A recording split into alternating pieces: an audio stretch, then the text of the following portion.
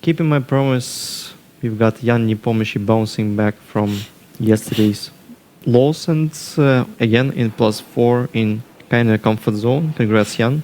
Thank you. A spectacular game, but meanwhile, as as you told me that you're a little bit disappointed with it. Please, can you explain and show up the critical moments of the game? I mean, it's hard to say if I'm disappointed or not. Like, in the end, at the end of the day, I won.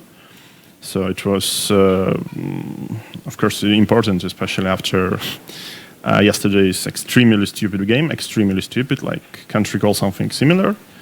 It was like repeating the line which happened right before the game, and then mixing up something because, I mean, not even mixing up and just forgetting everything, and then just choosing some weird moves which I would never play if I would just play this position for the first time, like bringing all my pieces away from it.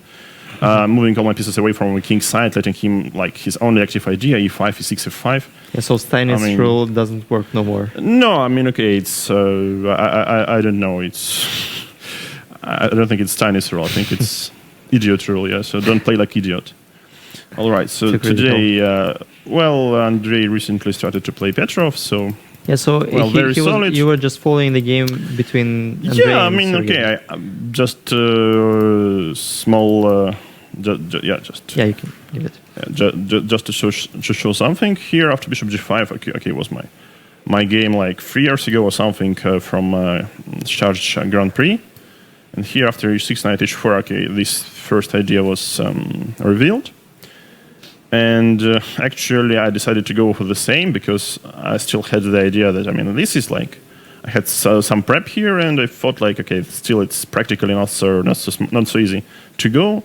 And in general, of course, H6 is all right, but in my opinion, like, if Black can play without H6, it's better to play without H6. Just it feels like this, because this just lets White, just gives White some extra option.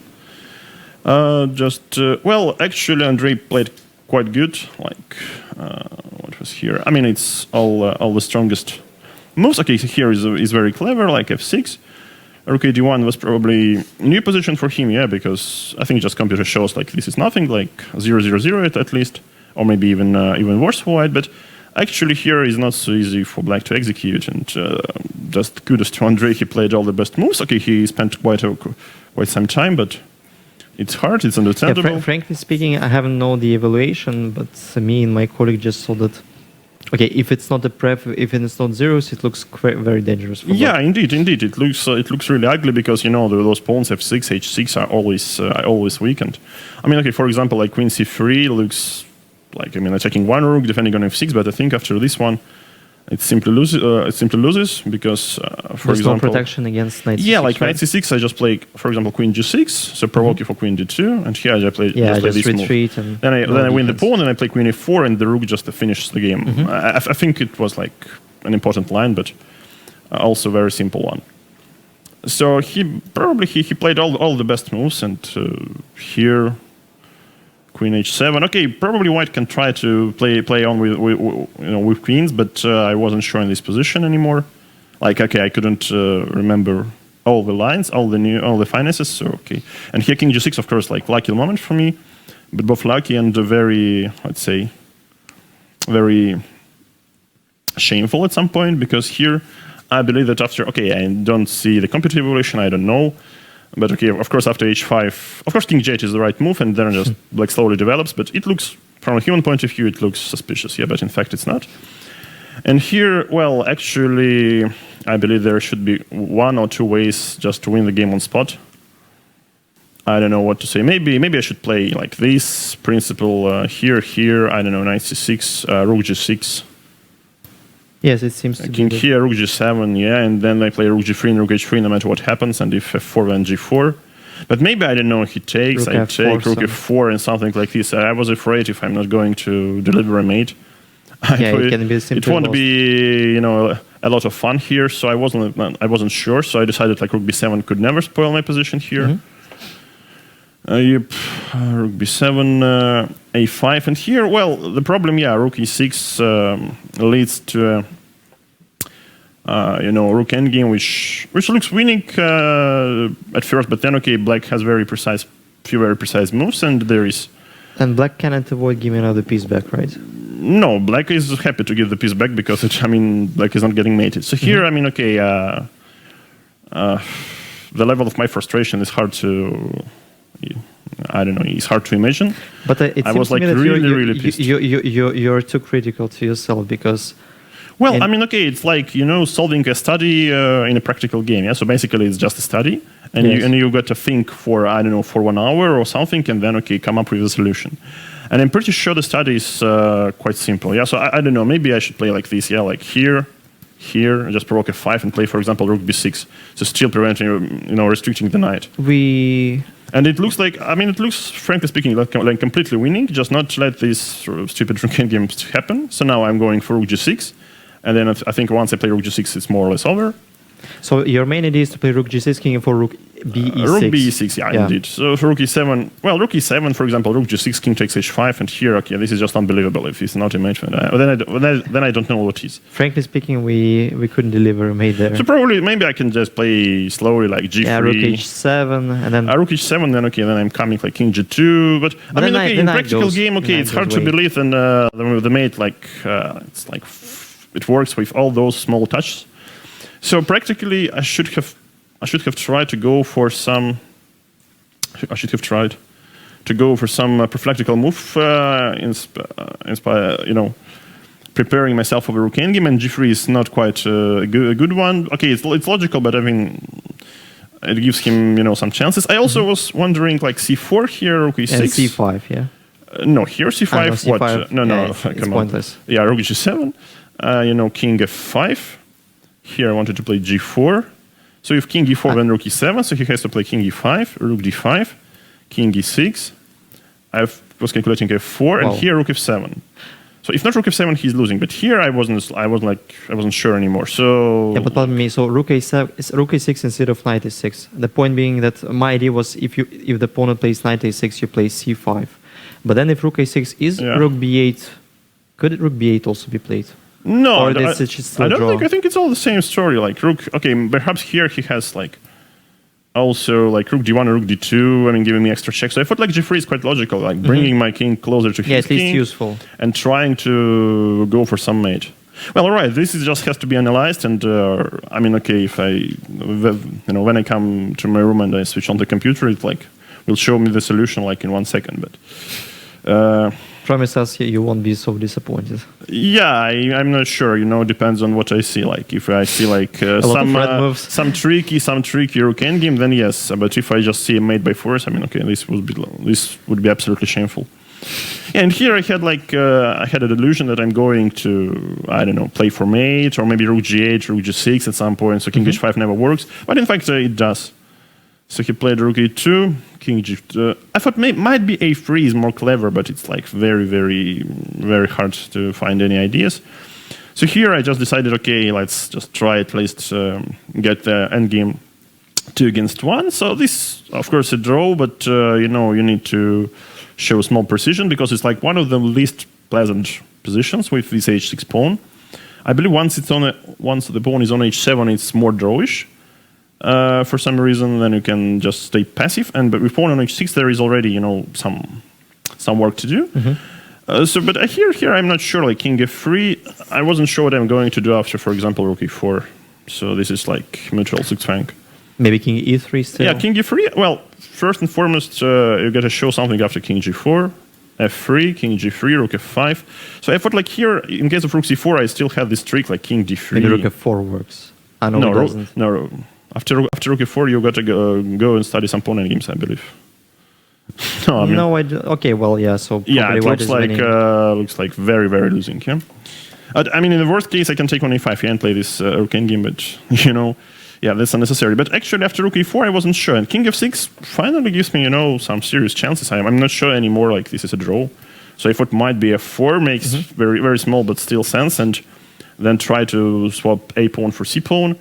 But might be I can combine threats against the king, pushing f pawn, and in the end of the day, I just have this extra pawn protecting me from behind. So you just wait for your opponent to play a4, then you play f3, king f4, right? Yeah, okay. F3, king f4 is coming. So here I think it's not so easy a task for black anymore.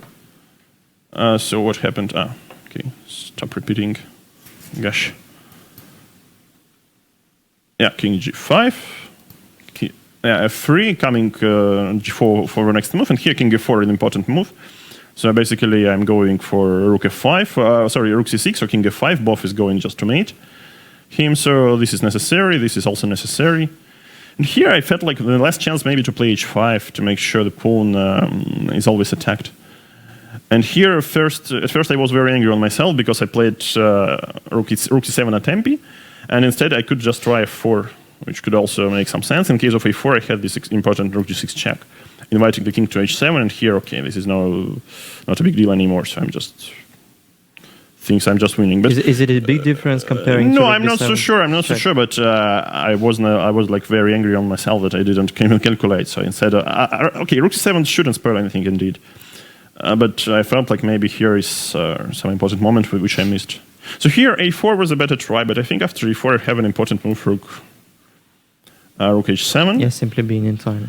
Yeah, and in case of rook h2, then I can try, for example, king f6, king goes, and here maybe rook e7 in some way.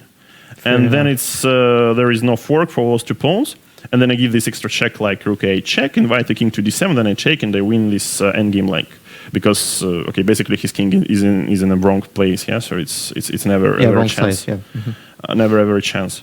So well, I'm not sure what happened. What happened next? First, I wanted like to play something clever like king g4, but then I thought like, well, if g4 is not winning, then this position is not winning at all. Yeah, so just then I just pushed. Basically, rook c3, king f6 is more or less the same story. Or I can also try rook c3, king g6 indeed. And then f5, f6. I mean, typical g5 covering the king. So, for example, rook c3. I don't know. Some umbrella, right? Yeah, I mean, whatever you call it. Using for example, an umbrella, f5. Yeah. I don't know, a2. Here. So very typical, I believe, takes. And here, I think, like I have many different ways to win. For example, give a check, and this, yeah. Rook f4, then okay. Or maybe just better to just collect the pawn, and because of my pawn is so far, I can just slowly promote then. So, I mean, here I think it's just winning. I'm not sure if I could miss something. Okay, c5 is one of the ways, and here he took. I thought like maybe h5 is a try, but I mean, okay, it's hard to believe that, okay, black can. Okay, if the pawn was on h2, it could be a draw, but, the pawn is still so far. So here, I basically just even can try putting my pawn on c. Okay. It looks good, and he can't really move the rook from the fourth rank because this is over immediately. So let's say if rook c4. Well, I mean, even the king g6 shouldn't spoil things. I think too much. Yeah, rook check back. Yeah, no, I thought rook g4 back maybe just to use rook g4. Okay, but rook g4 is smart. Hang on. Now, please don't show me a draw here. So I mean, here rook c4. I don't see it, but I would rather see a victory for white. Maybe king g5. All right, in the very worst case, I can you can give a check, play king g5. Yeah, so if I'm like very concerned about something, if you're very scary. Yeah, so if king c6, I can go for a pawn endgame. If he takes here, I play like this, and then rook e4 and just cut the king. Or maybe there is not even necessary to cut anymore. But I had some bad, memories. Bad memories of my recent game with Lek 1 Liam from the Rapids, where I managed to spoil like a theoretical position. Not for the first time in my life, but still was painful. Yeah, all right. So here I think it's more or less over. Okay, Jan. So, well, full of life. Game full of life. Game, yes. Well, still, you're too it seems to me that you're too critical to yourself. Well, it's there is like the question is if you're going to find a solution to some mating combination, and it actually happens in your game after your preparation. I mean, of course, like I couldn't remember if anything is written. Probably not, because king g8 is like by far the only move. But still, I mean, the problem that I wasn't, to be honest, I wasn't even trying to solve this. I just didn't believe that there is a mate. I felt like, all right, this rook endgame is good, but the rook endgame is basically nothing. Yeah, after rook d2. Okay, maybe I can keep some chances, but it's not really. So what do you be surprised if king g6 loses by force, and that what you've shown up in the game is just the best solution? No, then okay, what has shown up in the game is the best solution, then okay, I won't be so critical, but I'm pretty sure Yeah, so it's that's what I'm trying to explain. Pretty sure about. It's incorrect. Yeah, no, but anyway, I mean, like in terms of being human, your game was just very good enough. I would say good enough. Thank you, but I think it couldn't go that way without some huge help of my opponent. Okay, too critical. Anyway, thank you, Jan, and good luck in the last round. Thank you.